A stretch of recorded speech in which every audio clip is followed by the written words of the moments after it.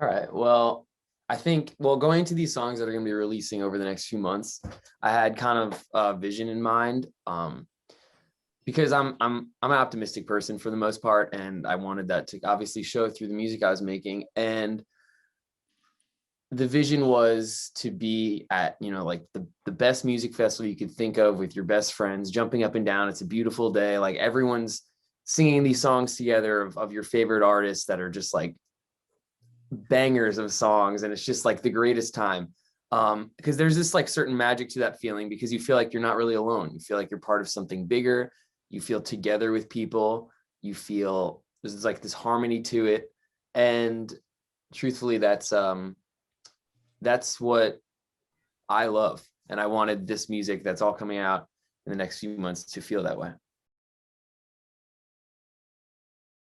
So a company is probably the most direct in terms of describing that vision that I just was talking about. But it came about in January, and the way I usually write songs is I come up with a riff on piano or guitar, and then I'll like repeat it a bunch, and then I'll start humming melodies, and then a word or phrase will pop out, and then I'll latch onto it, and if I like it, and then I'll build around it, and before I know it, I end up having a song that's kind of just subconsciously been written, and it often like is my current feelings that I'm having.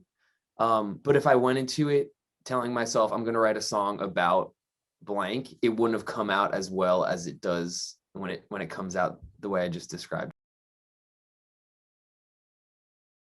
I guess something that I've just learned over the past year is that really like it's all a bet on yourself, and no one, if you don't care the most, no one's going to care more than you. And like you need it, you create the excitement around yourself. People reach out when you are the thing that ignites it, and you just have to obviously stay true to just who you are, which is incredibly hard to do when you're alone in your room staring at your phone, recording a video that's going to go out to a bunch of people potentially. But staying true to yourself, taking advice from people, but also being able to filter it and figure out what you want to listen to and what you don't, as opposed to just listening to it all, because then you lose yourself in that too.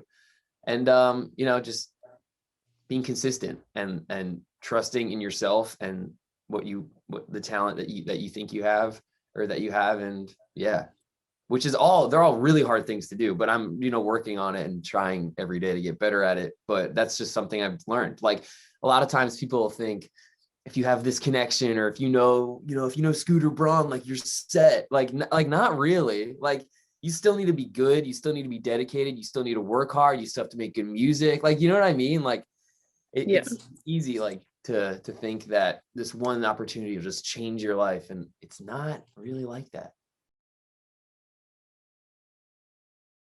That's more like it goes through phases. I feel like because there's there's a period of time where I had this diffuser that I would make myself put this lavender and pine scent come out of it when I was actually making these songs that are coming out, because it just felt like it created the atmosphere I wanted it to. But it goes in and out. Like I have these lights that I do sometimes change the lights to try to inspire a different feeling or vibe in the room.